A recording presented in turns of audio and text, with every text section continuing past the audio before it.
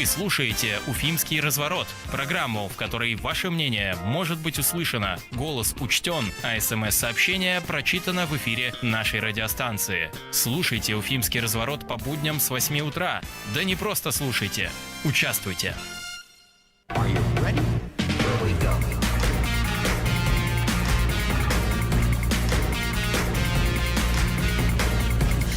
Доброе утро, Уфа! Доброе утро, это четверг, радиостанция «Эхо Москвы» в Уфе, Уфимский разворот. Айдар Ахмадиев, Анна Яни и Руслан Валиев за звукорежиссерским пультом. И мы вас приветствуем в эфире «Эхо Москвы» в Уфе, Уфимский разворот. Да, ну что, четверг, осталось еще 2 дня. Ну давай четверг не считать. Он же тогда уже начался, да. один день остался, да, действительно. Сегодня все по плану, обзор прессы, потом послушаем фрагмент персонально вашего с руководителем аппарата Общественной палаты Башкирии Шамилем Валиевым. Вчера мы с ним говорили о выборах. Далее интерактивная часть голосования, новости и во второй половине часа интервью. У нас будут 2 интересных гостя. Альберт Рахматуллин, это лидер общественного движения «Стоп Баш РТС». Поговорим о жалобах жителей Уфы на отопление, отопительный сезон в целом. И Валериан Гагин, которого мы уже можем представлять как депутата Горсовета Уфы, совладельца Центра современного искусства «Облака». И мы поговорим с ним о работе новой комиссии по благоустройству общественных пространств города. Очень интересно, очень важно. У меня у самой куча вопросов, поэтому ждем Валериана в эфир. Валериан Гагин, председатель этой комиссии, или руководитель, как там официально называется. Вчера об этом сообщили на первом заседании. Вот, как раз все у него узнаем более подробно. Да, ну а пока что обзор. Пресса с доставкой на дом. Слушай, я начну с новости, которая в каждом издании. РБК пишет: экс-главе Минземимущества Башкирии дали условный срок. Вот так вот. Кировский районный суд Уфы признал бывшего министра земельных и имущественных отношений Башкирии Евгения Гурьева виновным в превышении должностных полномочий. Его приговорили к 3 годам лишения свободы условно с испытательным сроком на тот же период. Ему, получается, запретили занимать государственные и муниципальные должности на 2 года, а наложенный ранее арест на имущество экс-чиновника был отменен. Я напомню, что в 2015 году министр в обход конкурсных процедур организовал продажу группы компаний Су-10 2 земельных участков на улице Менделеева за 26 миллионов рублей. Это была половина от их кадастровой стоимости. А уже в марте 2018 года Гурьев без торгов согласовал обмен склада на улице Софьи Перовской, находящегося в ведомстве оперного театра нашего. Он продал его компании, получается, Уфа Инвест за 22 миллиона рублей. И вот эта компания изменила вид разрешения земли, и потом это продала фирме Су-10 за 245 миллионов рублей. И ущерб от действия министра региональному бюджету оценивался в 518 миллионов рублей. Ну так вот, 500 миллиарда рублей, условный срок, пожалуйста, возьмите. Да, 3 года, и 2 года ты еще не можешь занимать должности. Неплохо, фигня, да? Неплохо. Я вспоминаю кадры, где бабушку с сырочком украденным в магазине ловит, и она там от переживаний умирает на месте, а потом получает подобные же люди сроки реальные тюремного заключения. Ну что ж. А она же просто не Евгений Гурьев. Да, и она не 500 миллиарда украла, а там намного меньше, да. Так что тут и срок должен быть другой. Вот такая корреляция у нас получается, представляете? «Эхо Москвы» в Уфе. Уроженец Уфы рэпер Фейс сообщил об отмене концертов по всей стране и давлении на организаторов со стороны силовиков и властей. Иван Дрёмин выложил у себя в Инстаграме об этом целый текст большой. По его предположению, причиной происходящего может быть выражение своей гражданской позиции в защиту базовых гуманистических ценностей. Это цитата его. С отменой концертов в России столкнулись, по словам Дрёмина, также еще несколько артистов, которые высказывались, например, в защиту Алексея Навального. И вот что он написал. «За последнюю неделю концертные площадки по всей стране столкнулись с мощнейшим давлением, которое уже сделало невозможным проведение моих концертов в Красноярске и Новосибирске. На момент написания этого поста давление оказывается и в остальных городах Тура, Омск, Нижний Новгород, Самара и других. Кстати, Уфа в списке его вот этого тура есть, и он, правда, тут Уфу не отметил. Отменился ли концерт, надо будет, кстати, проверить. Малая Родина, может быть, это не интересно. Может быть, да, так с теплотой примет, так скажем, без ФСБшников, да. Вот по словам Ивана Дрёмина, как раз сотрудники ФСБ могут быть причастны к происходящему в Омске и Нижнем Новгороде. Они обращали внимание, и там даже кто-то звонил, значит, из исполнительных властей, в том числе из силовиков, организаторам. Даже собственникам вот этих зданий, где концертная площадка находится, то есть не самой концертной площадке, а собственнику зданий, который дает в аренду свою площадь какую-то. И, значит, говорили, что вот Иван Дрёмин нежелательный артист, и нужно что-то делать с этим. В Казани то же самое, позвонили, по словам Фейса, из администрации президента Татарстана. Да, но они не знали, что ему сказать, они просто позвонили, и что-то ничего из этого не вышло, как говорится. Вот такое давление оказывается. И самое интересное, мне очень понравился его пост на самом деле. Вы знаете, даже кто-то написал, кажется, журналистка Дарья Кучеренко из «Коммерсанта» интересные строчки вчера, что вот можно быть Моргенштерном, а можно быть Фейсом. Ну, выбирай сам. Оба они уроженцы Уфы, да. Да. Что пишет Иван Дрёмин? Когда в апреле этого года в прямом эфире от голода в колонии умирал человек, то бишь Алексей Навальный, которому не допускали врачи, мы все в той или иной форме выразили свое несогласие с творящейся бессмысленной жестокостью, потому что ни один человек не заслуживает такого, чтобы он не сотворил. И он говорит, что Россия — это королевство абсурда, в котором все перевернуто с ног на голову, и зло становится насаждаемой нормой, а добро наказуемым злом. Красивые строчки. Давление и репрессии настигнут каждого, говорит Иван Дрёмин. Вот так. И поэтому действительно интересный очень пост. И вы знаете, мне очень понравилось, что в целом такие люди с таким влиянием на аудиторию, на молодую в первую очередь, они обращают внимание на острые проблемы нашего государства. Политика проникает все глубже и глубже. Я очень рада, что все меньше людей говорят, нас это не касается. Политика касается каждого. Когда-то коснется, я думаю. Вот. Если вы не хотите политикой заниматься, как говорится, политика вами займется, да. Ой, я представила, слушай, не дай бог. Ладно, МКСЭД пишет. В Башкирии школьник может остаться без аттестата из-за отказа изучать башкирский язык. Смотрите, что происходит. В распоряжении редакции МКСЭД появилось письмо за подписью директора школы номер 1 в Стерлитамаке Натальи Муратовой. Оно адресовано матери 3 детей Юлии, которая не желает, чтобы ее дети в качестве дополнительных предметов изучали краеведение и башкирский язык, подчеркиваю, в качестве дополнительных предметов. В тексте письма директор пишет и поясняет женщине, что ее сын, ученик 6 класса, может в будущем не получить аттестат. Из-за башкирского языка. Да, и краеведения. Из-за нежелания его изучать. Да, потому что у него из-за нежелания изучать это образуется академическая задолженность. Ну, то есть, я так понимаю, башкирский язык все-таки там в основе образовательной программы. Он у них как дополнительный, но вот Юлия, мать, получается, этого ученика, она единственная из класса, кто не хочет, чтобы ее ребенок изучал. Его некуда девать. Да, его некуда девать. Она хочет, чтобы он изучал литературное чтение на русском языке. Вот как комментирует сам директор школы. Но у нас нет такого предмета, она говорит. Мы даем нужные числить детей и русский, английский, математику. Но я еще раз подчеркиваю, что перечень предметов представляется школой, а не самими родителями. То есть в таком, получается, в добровольно-принудительном порядке нужно изучать в качестве дополнительного башкирские краеведения, а если твой ребенок не будет это изучать, потому что нет возможности изучить другой предмет дополнительно, то у него будет академическая задолженность. Мне кажется, вот в данном случае нужно предусмотреть, что все-таки была какая-то альтернатива. Даже для одного человека.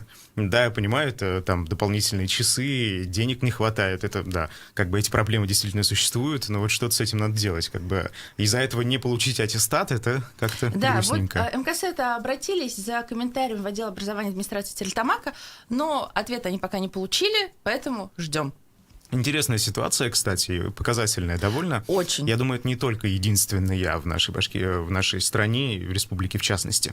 А «Эхо Москвы» в Уфе протестующие против итогов выборов в Башкирии сформировали координационный совет. Председателем избран депутат Госсобрания Республики Дмитрий Чувилин, кстати. Вчера первое заседание, состоялось, и там собрались представители КПРФ и других общественных движений разных, типа «За новый социализм» и так далее.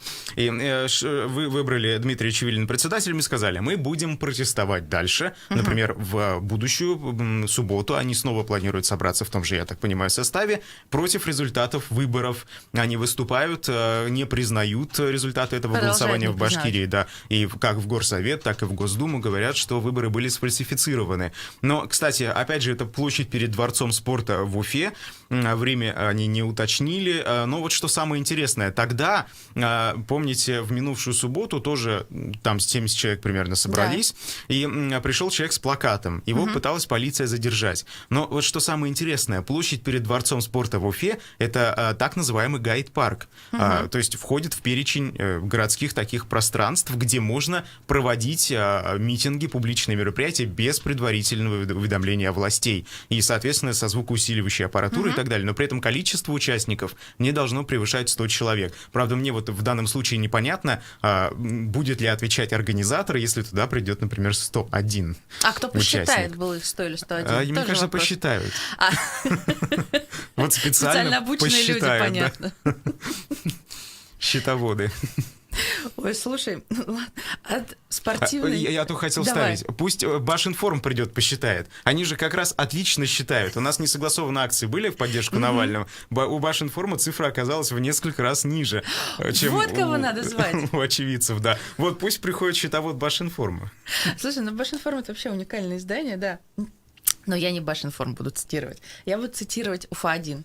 Ремонт почти 1,5 километров дороги на улице Чернышевского обойдется в стоимость 20 однушек в Сипайлово. Как тебе? Интересно. Так. Да, 62 миллиона рублей потратит на ремонт, получается, почти 1,5 километров улицы Чернышевского. Это следует из материалов, опубликованных на сайте госзакупок. В эту сумму входит целый комплекс работ. Это не только укладка асфальта, но еще и озеленение. Причем подрядчику предстоит выполнить подготовительные работы, ремонт бортовых камней, устройство основания, выравнивающий слой, техполоса, озеленение, разметка, люки. В общем, все. Начало работы 16 мая 2022, окончание 30 сентября 2022. То есть они должны сделать это быстро, четко и за 62 миллиона. Если кто-то хочет заработать 62 миллиона, пожалуйста, на сайт госзакупок можно потом себе купить 20 однушек в Сипайлово. Неплохо, да. Ну что, так, материал пруфы. Пока у нас осталось чуть-чуть времени, я просто хотел обратить на него внимание, потому что интересный материал, на мой взгляд. От лондонского денди до будущего прокурора, где учатся и работают дети башкирских чиновников. Здесь, значит, про дочерей Радия Хабирова написано, что они живут там в Австрии и так далее, где они учатся. Про, значит, сына Андрея Назарова, это его единственный ребенок, Денис, ему 31 год. Значит, где он работает, где он вообще находится и проживает, про детей Александра Сидякина и так далее. Времени нет все это читать, это огромный материал, просто с фотографиями. Интересный, да. Надо будет обязательно почитать, явно же просто не для понимания. Для понимания. Хорошо. А мы сейчас с вами прослушаем фрагмент программы «Персонально ваш». В гостях у Айдара был руководитель аппарата Общественной палаты Башкирии Шамиль Валеев. То есть вы все-таки были отчасти сторонником Единой России до марта. Ну ладно, это просто важно закрепить. Сторонник Единой России — это конкретная позиция. Я разделяю ценности центристской партии. Извините, я вас тороплю, просто у нас мало времени. Вы знаете, вот что мне интересно в данном случае. Вы сказали, что наблюдатели, они ангажированы. Но при этом, например, вот там за звукорежиссерским пультом в 2 шагах от меня сидит наш шеф-редактор Руслан Валиев. Наталья Павлова, бывший главный редактор «Коммерсанта», тоже наблюдала. И много разных людей, которые, ну, по моему мнению, по моим наблюдениям, например, никак не связаны с какими-то партиями. Они тоже ангажированы? Насколько я понимаю, что Руслан был членом комиссии, да? С правом решающего голоса, да. От кого-то. Вот. Так же, как и Наталья Павлова. Нет, то есть там вот, Руслан, подскажите, это же не от партии было. Да, ну то есть наблюдатели, они, по вашему мнению, чьи-то интересы продвигают, правильно? У них написано как бы в направлении, какую партию... Нет, не обязательно. Почему? Не обязательно. Можно по месту работы, например, стать. Что? Субъектом выдвижения является партия или кандидат, или общественная палата. Наблюдатели. Если мы говорим о членах комиссии, то по месту работы можно, например. А наблюдатели от ОМПО или от Башнефти вроде как не бывает, да? Нет, бывает по месту работы. Почему? У нас участковая избирательная комиссия формируется членами комиссии по месту работы. Например, не от партии обязательно. По поводу УИКов, это, пожалуйста, со специалистом в избирательном праве. Я пока про общественное наблюдение. Ага, вот так. Ну, хорошо, ладно.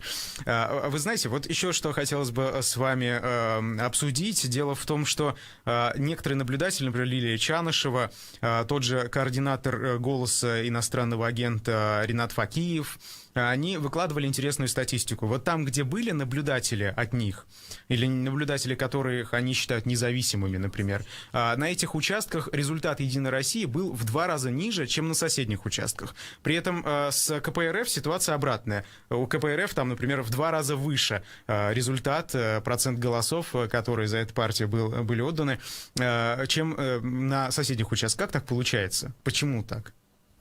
Мне интересны все математики, все множественные математики, которые есть у участников избирательного процесса. Но я уверен, что часть участников, которые выдают себя за объективных наблюдателей или объективных участников, заинтересованы в том, чтобы подорвать доверие к институту выборов в Российской Федерации. Хорошо. Вы знаете, ну, все-таки, если смотреть на аналитику, электорального аналитика Сергея Шпилькина, то там результат тоже такой же. Вот, например, он говорит, что почти 900 тысяч аномальных голосов за «Единую Россию» удалось обнаружить благодаря математической определенной модели. И уточненный результат за «Единую Россию» он показал такой: 43 и 30%, а не вот эти все там под 70%. Как вы оцениваете эту аналитику? Никак, мне она неизвестна. То есть вы не изучали эту статистику? Нет. Угу. Хорошо. А вообще математическим моделям вы доверяете или нет? Как вы думаете, стоит ли оценивать результаты выборов именно исходя из этих формул? Ну, рано или поздно нам те или иные форматы абстрагирования придется принять и признать, потому что мы двигаемся в сторону электронного голосования, и там, через госуслуги, и там, наблюдай, не наблюдай, все равно придется доверять, скажем так, оператору этого голосования. В данном случае оператором голосования является Центральная избирательная комиссия. Вот. Как будет, когда мы все перейдем, а не только 7 субъектов федерации, какая там будет математика или... Шамиль Валеев был персонально ваш, руководитель аппарата Общественной палаты Башкирии. И мы переходим к интерактивной голосованию. части. Давай. Да, вчера состоялось первое заседание городского совета Уфы, нового созыва. Угу. И председателем, то бишь главой Уфы, да, это глава Уфы, председатель горсовета — это глава Уфы. У нас там люди поправляли, это не глава Уфы, это глава горсовета, глава города на самом деле. Мэр — глава администрации города. Ага. Да, считаете ли вы, вот, кстати, да, я не пояснил, да, кто председатель-то? Максим Васимов. Это генеральный директор инвестиционно-строительного комитета Уфы. Снова застройщик. Активисты критикуют городской совет и прошлый созыв, и нынешний, что там много представителей крупного бизнеса, особенно застройщиков, и они якобы лоббируют свои интересы. И вот мы задаем соответствующий вопрос. Считаете ли вы допустимым присутствие в горсовете представителей крупного бизнеса? Если считаете, что да, почему нет? Они лучше знают ситуацию, смотрят свысока, видят все это и знают проблемы. В таком случае звоните по номеру телефона 262 72 47. Если вы против этого, считаете это недопустимым, они начинают лоббировать только свои предпринимательские интересы там, и поэтому лучше туда просто обычных активистов каких-то поместить. Ваш номер телефона 262 72 48. Голосование. Процесс пошел. Считаете ли вы допустимым присутствие в горсовете представителей крупного бизнеса? Да, 262 72 47. Нет, не считаю допустимым, 262 72 48. Слушай, Дар, мне кажется, что это уже слишком. Но у нас действительно одни застройщики... город просто не имеет какого-то человеческого облика, дома втыкают где угодно, и любой человек, мне кажется, который добирается до горсовета, он пытается в первую очередь, и это, наверное, нормально, свои интересы блюсти, потому что не зря же говорят, своя рубашка ближе к телу. Это да, нормально ли это, конечно, другой вопрос, такой этический в большей степени, мне кажется. А вот что касается вообще присутствия застройщиков и так далее, действительно, человеческий облик не имеет не только город, но и горсовет. как мне кажется. Потому что я оттуда знаю пару человек, которые когда-то с нами выходили на связь по каким-то вопросам. А достучаться с кем-то, вот просто по-человечески поговорить, бывает очень сложно, а вдруг на ты будешь самом задавать деле. неудобные вопросы, на которых у них еще нет ответов? Ну, мне кажется, депутат обязан и уметь отвечать на подобные вопросы, потому что он депутат, он представляет общество. Ну, слушай, ну вот на встречах же с избирателями они общались, все, хватит. Ну да, все, Лимит выполнен. теперь можно 5 или сколько там лет, да, посидеть, так сказать, и посидеть, решить все полоббировать. свои вопросы и дальше пойти. Ну, а вдруг это не так? Да, действительно, если это не так, и должно быть так, что вот крупный бизнес будет сидеть в горсовете 262 72 47. Нет, не место ему там. Пусть вот идут куда-нибудь и дальше лоббируют свои интересы. 262 72 48. Да, звоните и голосуйте. Еще голосовать можно на Ютубе. Там у нас в онлайн-чате онлайн-голосование. Все онлайн. Да, можно также писать нам комментарии. С удовольствием их прочитаем. Вы знаете, вот очень интересно. Я бы хотел посмотреть на горсовет, ну, хотя бы один день, ну, 2 дня, который состоял бы из активистов. Из Аллы Яковлевой, из Леонида Бирюкова, из огромного количества других активистов. Это что за и мечты общественников. у тебя такие? Ну, вот такие, да, мечты, которые не сбываются. Слушай, вот Даша Кучеренко как раз-таки вчера очень правильно написала, что нужно делать открытым в первую очередь. И надо, чтобы журналистов пускали. Поэтому мы можем только поддержать Дашу, обратиться к депутатам, что пустите журналистов. Журналисты должны там быть. Общайтесь с нами. Да, иначе мы не будем Пожалуйста. понимать, что происходит. Да, действительно. Ну, хотя бы прямые трансляции ведутся заседания. Ну, а толку от трансляции, если ты не можешь задать вопрос вот в лоб? Так, ну что ж, итоги голосования мы Давай. подводим. 19% считают, что да, это допустимо в целом, большой бизнес, его присутствие в горсовете. И 81% слушателей так не считают. Они говорят, это недопустимо, будут лоббировать свои интересы. Ну что? Уходим на новости московские, уфимские, потом вернемся.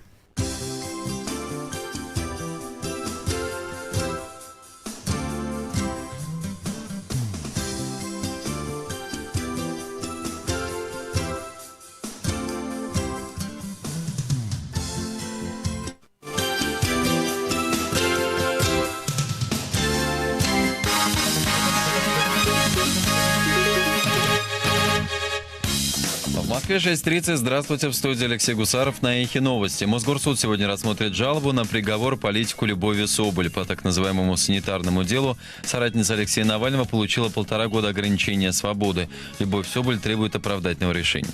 Чуть послабее дали, чем запрашивала прокуратура, но, по сути, это ограничение свободы ни за что. За сфабрикованное дело. Опять же, в деле нет ни одного потерпевшего, в деле нет ни одного человека, кто был бы болен коронавирусом и вышел по моему призыву на акцию протеста. И очевидным образом, да, то есть вы можете посмотреть все мои записи, не было никаких призывов к нарушению санитарных норм. Был призыв выходить на улицы, да.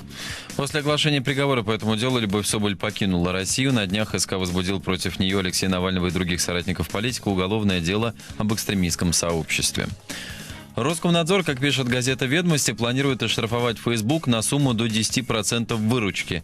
Ведомство собирается составить протокол о повторном неудалении запрещенной информации. Эксперты оценивают российскую выручку Facebook в пределах 12 миллиардов рублей. Суммарно в России американскую компанию оштрафовали уже на 80 миллионов рублей за отказ удалить запрещенный контент. Информагентство поясняет, что речь идет о призывах выйти на протесты в поддержку политика Алексея Навального. Также штрафы связаны с отказом локализовать данные российских пользователей. Основатель мессенджера Telegram Павел Дуров устроил опрос о блокировке бота умного голосования. Вопрос звучал так, что лучше полное прекращение работы Telegram в России или приостановка работы агитационных ботов на 2 дня голосования. Первый вариант выбрали 24%, второй 76%. Приняли участие в опросе более 240 тысяч пользователей. В комментариях многие указывали на некорректность вопроса и что Telegram уже пытались заблокировать власти в России, но не вышло. Ранее политик Алексей Навальный из колонии и его соратники раскритиковали Павла Дурова за блокировку программы с рекомендациями по голосованию на выборах в Госдуму. На сайте Кремля сообщается, что запрет изображений нацистов не должен касаться произведений культуры. Межведомственная комиссия по историческому просвещению под председательством помощника президента Владимира Мединского предложила компетентным органам выработать рекомендации по применению норм соответствующего закона. 1 июля президент России Владимир Путин подписал закон о запрете на публичную демонстрацию изображений лиц нацистских военных преступников. После этого в магазинах стали снимать с полок исторические книги. В Лондоне прошла премьера нового фильма о Джеймсе Бонде, который был отложен на 2 года из-за пандемии. Исполнитель главной роли Дэниел Крейг позировал на красной дорожке у входа в Альберт-Холл в малиновом пиджаке. В «Бондиане» он впервые снялся 15 лет назад, и это последняя картина о суперагенте с его участием. На премьеру пришли члены королевской семьи. В России фильм «Не время умирать» выйдет в прокат 7 октября. О погоде в Москве сейчас 6 градусов, днем до 10 пасмурно без осадков. Завтра солнечно без осадков до 12 градусов. Алексей Гусаров, служба информации, «Эхо Москвы». 3, 2, 1. Реклама. Бытовую, ремонтную кутерьму одолею с первой попытки. Нужного вдвое больше возьму. В Максидоме с двойной скидкой. С 1 по 22 октября Максидом удваивает скидки по карте. Нигде кроме, как в Максидоме. Поздний час, половина первого, в аптеку не пойти. Но Фармленд всегда в сети. Зачем в аптеку идти? Фармленд для вас всегда в сети. Здесь цены ниже и большой ассортимент. Удобный сервис для вас, чтобы сделать выгодный заказ. Установите приложение Фармленд. Имеются противопоказания, требуется консультация специалиста. Дистанционные продажи не ведутся. 18+. Фармленд, что надо. У нас есть все, свои герои. В Уфе есть люди, у которых есть особое мнение о том, что происходит. Более того, в Уфе есть люди, что не боятся высказать его вслух. По будням эти люди приходят на «Эхо Москвы» в Уфе и отвечают на ваши вопросы. Слушайте программу «Персонально ваш» со вторника по четверг после 15 часов.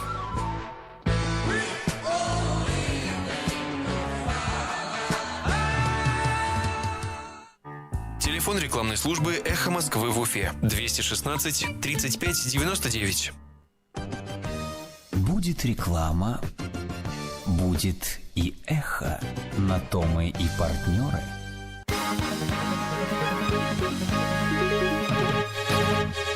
8 часов 35 минут в Башкирии. В эфире новости. У микрофона Айдар Ахмадиев. Здравствуйте. Несколько сотрудников Уфа-водоканала пригласили на допрос к следователям в среду. Информация о беспрецедентной спецоперации, в ходе которой силовики якобы задержали более 20 работников предприятия, появилась в соцсетях. Как сообщил агентство Башинформ-Источник, речь идет не о массовом задержании сотрудников предприятия, а о приглашении нескольких работников на допрос. На данный момент нет информации о том, чему посвящена беседа следователей с сотрудниками предприятия. В пресс-службе Уфа-водоканала комментировать инцидент не стали, а лишь подчеркнули, что предприятие работает в штатном режиме. В Следкоме и ФСБ по Башкирии пока также воздержались от комментариев.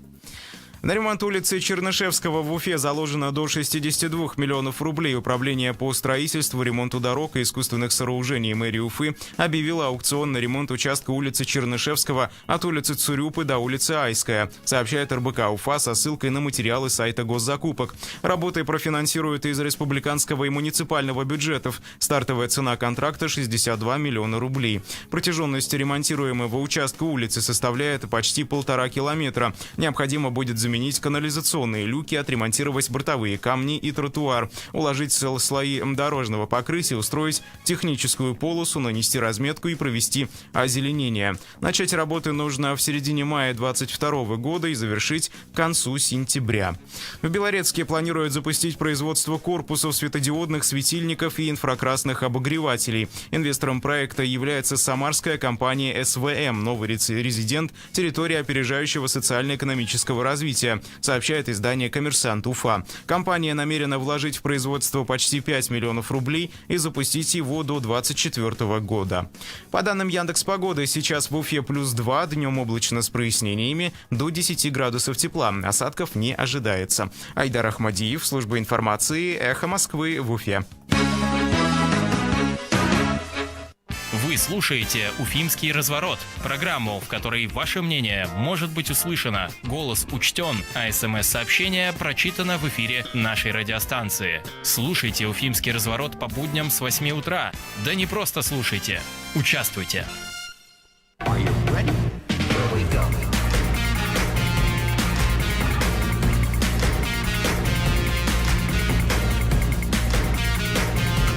Продолжаем уфимский разворот. Айдар Ахмадеев, Анна Янер, Руслан Валиев за звукорежиссерским пультом. Да, это вторая половина часа. У нас интервью на очереди. Есть два спикера сегодня по прямой телефонной связи с нами будут. Первый — это Альберт Рахматуллин, лидер общественного движения «Стоп Баш РТС». С ним мы поговорим о жалобах жителей Уфы на проблемы, связанные с началом отопительного сезона. Вчера я от Альберта в WhatsApp получил огромное количество фотографий, которые ему высылают в свою очередь жители, уфимцы, разных подвалов, многоквартирных домов, где вода, грязь и непонятно вообще, что творится с трубами. Значит, отопительный сезон там начался совершенно неудачно. Альберт с нами на связи. Доброе утро. Здравствуйте, Альберт. Доброе утро. Ну, расскажите, что происходит? Какие жалобы вам поступают? Как оно? Ну, у нас, как всегда, неожиданно в Уфе начался отопительный сезон. Никто не ожидал, да, этого. И, скажем так, все эти разговоры главы республики, Министерства ЖКХ, администрации города Уфы оказались пустым сотрясением воздуха. К сожалению, действительно, после начала отопительного сезона ко мне посыпалось буквально большое количество жалоб по поводу отсутствия отопления в домах. И, разбираясь с этими проблемами, выяснилось, что проблемы-то, в общем-то, пустяковые, да, которые должны были заранее предусмотреть в основном управляющие компании. Это, например, в одном доме не подключили отопление только потому, что слесарь ушел в отгул. То есть, получается, в этом ЖЭУ, да, у нас один единственный слесарь-сантехник, который может подключить дом к отоплению. Вот дело вот в этом стало, да, на 3, 4, 5 дней вот дом остался пока без отопления. Во втором случае прорвало трубу, батарею в квартире, и понадобился сварщик. Вот они 2 суток искали сварщика, представляете, да? То есть у нас в жилищно-коммунальном хозяйстве не хватает там дворников, слесарей, сварщиков и так далее. Но вместо того, чтобы собирать народ под колл-центр, да, набирать народ, тратить на это бюджетные деньги, наверное, необходимо было все-таки выяснить, да, какие проблемы, да, при подготовке к отопительному сезону, да, хотя бы народ набрать на начало отопительного сезона, на зарплату, скажем так, да, штат укомплектовать. Вот. По домам вот такие вот моменты. Что касается самого Баш РТС, ну тоже мне приходило вот такие вот данные, что вот Баш РТС ведет вот раскопки на дом 17 по улице Машиностроителей, допустим, да. Потом там авария была Первомайская, 95, Коммунаров 36, там тоже Баш РТС устраняла аварии, да, раскопали там вот эти все свои опять трубы, да, то есть, ну, Баш РТС сейчас, конечно, все, опять же, пытается найти крайних в лице управляющей компании, но вот 2 факта того, что уже аварии, в том числе на теплотрассах, которые принадлежат Баш РТСу. То есть это как раз и говорит о том, что, ну, как всегда, да, неподготовленные к началу отопительного сезона, и вот тут же сразу же возникли вот такие вот проблемы. Альберт, а что с МУП УИС? По МУП УИС, кстати, пока жалоб не было. Вот очень странно, но вот пока так. Это, скажем так, не мое какое-то вот именно такое отношение, да, но вот я вам отправлял, да, вот эти вот данные, допустим, да, это все вот ведение Баш РТС и управляющих компаний, которые относятся вот к ведению именно территории Баш РТС. Вы знаете, Баш РТС вчера в своем пресс-релизе написали, что все-таки управляющие компании должны, а не ресурсоснабжающие, отвечать за распределение тепла в доме конкретно. То есть ресурсоснабжающие доставляют энергию до многоквартирного дома, а уже что внутри происходит, это управленцы. Да. Вот в данном случае, Альберт, как вы считаете, есть ли доля вины на местных жителях тоже, которые не активны в этом плане и как-то не участвуют в жизни своего дома? Или нельзя скидывать на них все? Ну, как сказать, да, нас вот вынуждают, да, вот старших МКД, жителей самих участвовать в этом процессе, да, но в то же время нам же говорят, вот для этого у вас есть управляющая компания, но почему-то у всех представление такое, что управляющая компания это такая вот хорошая коммерческая организация, да, которая вот все может, все умеет, все знает. К сожалению, таких управляющих компаний в Уфе очень немного. В основном все дома, и в основном старые дома, они принадлежат тем самым ОЖХ, ТЖХ районов, да, которые остались после развала, скажем так, городской системы коммунального хозяйства. Это все те же вот УЖХ, которые просто не способны решать те проблемы, которые перед ними встают, да, и несмотря на то, что они, в общем-то, собирают деньги жильцов на содержание этих домов, да, опять же, они каждые полгода банкротятся, да, и непонятно, каким образом они вообще работают и для чего они работают. У меня такой вот смысл, да, их не работает, только вот собрать деньги, через полгода обанкротиться, списать все долги и заново опять придумать какой-нибудь ОЖХ или ТЖХ. То есть у них вот эта вот первая буква только меняется, да, а все те же самые директора, они так же, как сидят на своих местах, так и продолжают это делать. И этот вопрос я поднимал, да, при встрече с вице-мэром Гайфуллиным, да, он в курсе этих моментов, но, к сожалению, сейчас такая ситуация, что все эти УЖХ, ТЖХ, они коммерческие организации, да, и якобы городская администрация не имеет какого-то влияния на все эти организации, не может их заставить правильно работать. Именно поэтому Ради Хабиров, в общем-то, поднял вопрос о том, чтобы как бы навести в этом плане порядок и создать единую жилищно-коммунальное хозяйство, да, управляющую компанию, единую. Но это невозможно. Естественно, врубится, потому что антимонопольная служба не даст, да, у нас ведь рыночная экономика, у нас должно быть много управляющих компаний, которые будут друг с другом конкурировать. Но вот в прошлом году я занимался одной управляющей компанией, которая не с нашего региона, и они, скажем так, просили помощь, да, войти в рынок Уфы. Это было невозможно. Там практически до угроз доходит, да, ни в какую не отдают дома, да, под новые управляющие компании. То есть я считаю, что это уже вот сложившаяся такая мафиозно-бандитская структура, которая вот уже много лет захватила вот этот вот жилищный рынок, да, и никто на них не может повлиять. Не сами жители, да, домов. Вот есть случай в Ленинском районе, когда люди пытаются домом уйти в другую управляющую компанию, их просто не отпускают, да, не отдают документацию, игнорируют решение собрания жильцов, да. То есть это вот сваливать на жителей, это не совсем правильно. Необходимо помогать жителям, да, но необходимо вводить в рынок тогда уж независимо, может быть, даже вообще из других регионов управляющие компании, чтобы с помощью вот конкуренции, да, хоть как-то каким-то образом наладить этот рынок. Но опять же, вот эти вот старые пятиэтажки, да, допустим, хрущевки, которые необходимо большое вложение денег, да, и много денег необходимо на содержание этих домов, они неинтересны вот управляющим компаниям. Соответственно, они, эти вот дома, и остаются вот в этих ОЖХ, ТЖХ, вот этих вот районов, да, но в то же время и они ничего, к сожалению, не делают для того, чтобы, в должной мере содержать эти дома. А какой же выход тогда? Мой выход, да, Альберт Ахматович, разогнать к чертям, да, вот это все коммунальные хозяйства, всех директоров, всех УЖХ, ТЖХ, в том числе и городское хозяйство, да, и впустить сюда управляющие компании.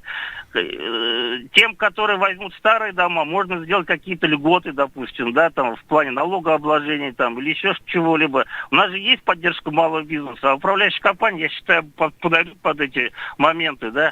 И тем самым как раз создать такую ситуацию, что будут вкладывать, да, вот, деньги в эти дома. Вот, кстати, управляющая компания, которая я работал, у них довольно-таки современные методы работы, да, у них там приложение, да, которое может каждый житель скачать и видеть, куда именно тратятся их деньги, да, у них постоянно там на связи, допустим, будет человек в диспетчерской, да, там будет свой электрик, допустим, дворник и так далее. То есть это во многих городах уже все сделано, но у нас это либо не хотят делать, либо просто-напросто, это же там миллиардные обороты, да, миллиарды рублей. И там действительно может вот при нынешней ситуации дойти до каких-то бандитских разборок. Поэтому и хотелось бы, конечно, чтобы сюда включились и надзорные органы, и правоохранительные органы. У нас ведь единственный контроль над ними — это Госкомитет по жилищному строительному надзору Республики Башкортостан. Но там, опять же, мало количества инспекторов, которые могут работать по тем нарушениям, которые жители, допустим, выявляют, да. Но в то же время вот они недавно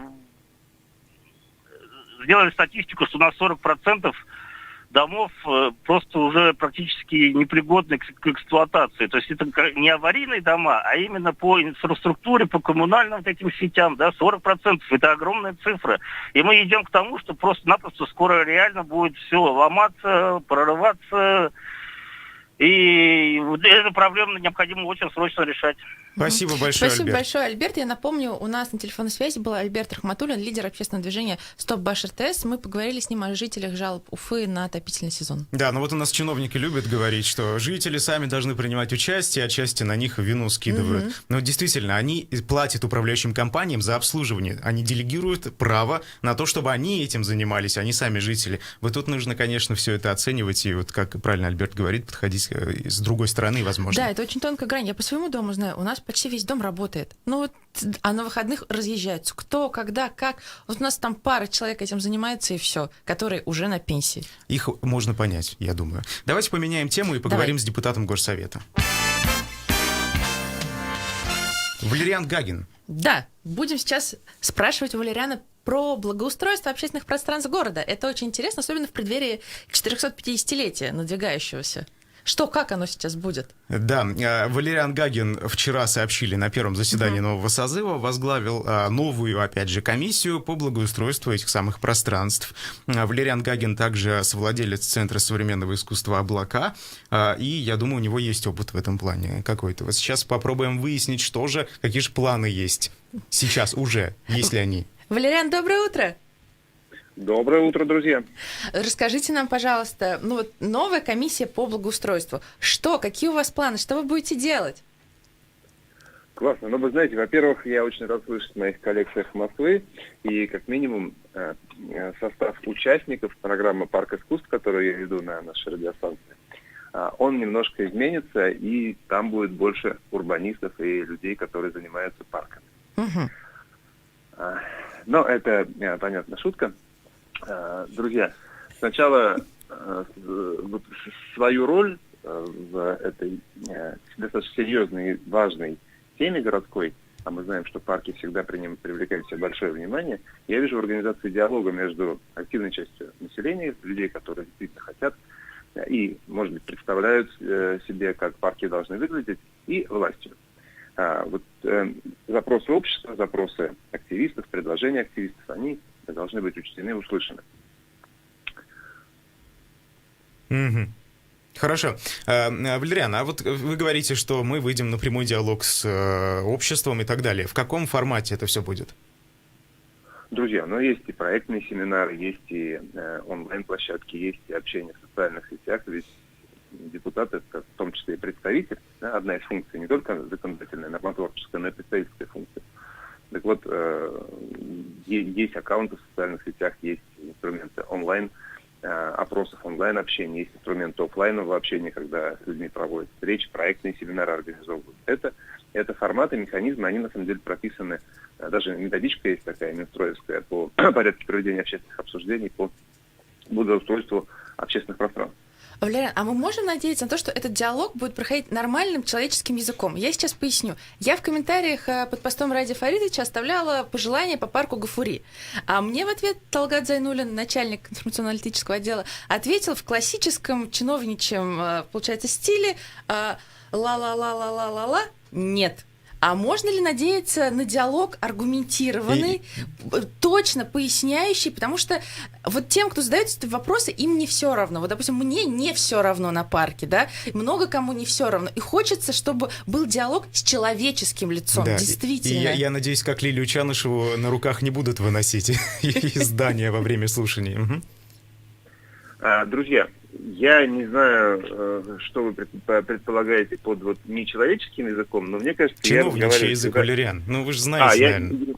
Я не владею им. Да, я знаю, я сталкивался с этим языком, и вы знаете, что в моей практике были и есть случаи, когда мне отвечают таким языком. Однако я его умею переводить на русский, но так сложилось, что я юрист. Вот. И примерно понимаю, как это сделать. Вернее, хорошо понимаю, как это сделать. То есть вот этот ответ «да, нет», классическая формулировка «да, нет, наверное, да, нет», то, что переводится, это неправильно, это, конечно, не устраивает ни меня, ни общество, и вообще никого не устраивает. Вот. Однако здесь нужно понимать, какого объема. Я не знаю, какие комментарии вы давали, оставляли по постам главы республики Раиса Хабирова. Вот. Поэтому я не могу комментировать ни ваш вопрос, ни ответ Зайнуллина.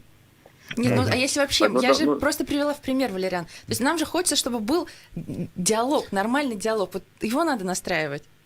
Слушайте, ну это всем хочется, это естественное нормальное явление, так чтобы городские вопросы не решались на уровне, не знаю, там, федерального центра. Елки-палки, это наш город, неужели мы не можем договориться друг с другом? Валериан, ну, все-таки вот я думаю, из чиновничьих ответов сложно часто бывает какой-то вообще смысл вынести. Из болота море, как говорится, не выльешь. Хорошо. А есть какие-то у вас единомышленники, возможно, в новом созыве Горсовета? Слушайте, ну, новый созыв, он отличается достаточно такой вот активной частью гражданского общества. Есть ребята, которые пришли не только из бизнеса, а такого, знаете, социального бизнеса. Это, там, например, Ирина Сухарева, она прекрасный организатор, и здорово она проводит свою кампанию по студенческим отрядам, по теме материнства. Молодец. Она возглавляет комиссию по образованию и науке. Оскар Лютов по молодежной политике, это тоже классный организатор, который делает много. Плюс там замечательные, вот я читал пост даже о том, что там предприниматели, слушайте, предприниматели это прекрасные представители, люди, которые, если они есть достаточно свободного времени для общественной деятельности, они замечательные коммуникаторы и представители, потому что они, как никто, прекрасно понимают, что говорят чиновники, и понимают чиновничий язык. Но мы вот говорим, что в негативной коннотации чиновничий язык, но, к сожалению, он такой, какой есть, в связи с существующей системой сдержек и противовесов, с существующими всякими правоохранительными органами, которые сидят сверху и смотрят, что чиновник ответит, и правильно ли он это сделает, и как потом его за это привлечь к ответственности. Но все-таки, мне кажется, здесь важно, умеют ли они на человеческом языке еще говорить. На чиновничьем, возможно, да. Просто вот прошлый созыв, где было очень много предпринимателей, тоже, там, знаете, очень сложно выходить было на контакт с этими депутатами, и они просто отказывались разговаривать. Даже с журналистами. Не то, что с обычными людьми, с гражданами-жителями. Слушайте, ну это же показало свою несостоятельность. Но вот показала несостоятельность даже на небольшом примере Руставели, да, конфликт, который имеет такие городские корни, а он вышел на республиканский уровень. Этот конфликт можно было, я думаю, решить на уровне там, депутатских слушаний, общения депутатов, представителей от этого района. Но это, ну, мне кажется, не должен глава региона ездить и вот там как-то в ручном режиме все это разрубливать. Надо общаться. Да, если, безусловно, если есть какие-то ситуации, когда необходимо вмешиваться, да, конечно, нужно там привлекать внимание. Ну, а есть и другая сторона. У нас активисты, такие вот активная часть населения, они же пишут сразу всем. Ну, чтобы их наверняка услышали. Ну, чтобы всем пишут. А как чиновники должны отвечать? Они вот, соответственно, все и привыкли отвечать на миллион обращений. Друзья, ну, есть определенные этапы формирования правовой культуры. Я не говорю, что это плохо, я не критикую в данном случае. Есть этап формирования правовой культуры и определенная подведомственность. Я надеюсь, что постепенно мы в России, в республике придем к пониманию того, к кому и с чем можно и нужно обращаться эффективно. Так, чтобы не отвлекать все органы власти на решение вопроса одного двора. Валериан, но все-таки, если в горсовете очень много тех же, например, застройщиков, то кто из них захочет отдавать свой лакомый кусочек в случае такого конфликта? И вряд ли они будут идти друг против друга, или я неправильно думаю? Я даже не согласен с таким информационным посылом, что застройщики не хотят отдавать свои лакомые кусочки. Я, во-первых, это умозрительное такое утверждение. Я ориентируюсь на опыт. Да, есть практика какая-то. Опыт наблюдения. Есть практика какая-то, возможно, опыт и негативный, и много негативных факторов. Но давайте мы будем все-таки судить по фактам и по имеющимся фактам. Я не берусь судить о будущем. Давайте будем говорить о сложившихся обстоятельствах. Вот если будет обстоятельство, которое требуется обсудить, давайте мы его будем обсуждать. Я уверен, что сегодня, вот посмотрите, как строятся сейчас вот эти большие жилые комплексы, где сразу создается инфраструктура. Я буквально вчера проезжал мимо Умного дома. Это не реверанс. Я проезжал мимо Умного дома по этой разбитой дорожке, которая, знаете, там идет от проспекта Салавата Юлаева в сторону Кирова, в сторону Губайдулина, получается. Так вот, там прекрасное благоустройство. Там хорошо оформили эту стоянку для автомобилей. Красиво. Там стоит заборчик, вокруг высаживаются деревья. Слушайте, там большая общественная территория. Я, честно, мне, как человеку, которого я только знаю представителя застройщика, и то по горсовету, потому что округи соседствуют, да, у нас. И мне, слушайте, мне нравится то, что происходит с благоустройством вокруг. Это выгодно, потому что иначе у нас, застройщикам, иначе у нас люди просто квартиры у них покупать не будут, мне так кажется. Потому что запрос потребителя уже на приобретение объектов в комфортной среде. Разве нет? Все так. Спасибо большое, Валериан. У нас, к сожалению, время подошло к концу. Спасибо, что уделили нам внимание. Айдар Ахмадиев, Анна Яня, Руслан Валеев за звукорежиссерским пультом. Мы прощаемся с вами. Всего хорошего. До свидания. До свидания. Всегда на связи. Спасибо вам. Посадки вашим батарейкам. Эхо Москвы в эфире круглосуточно.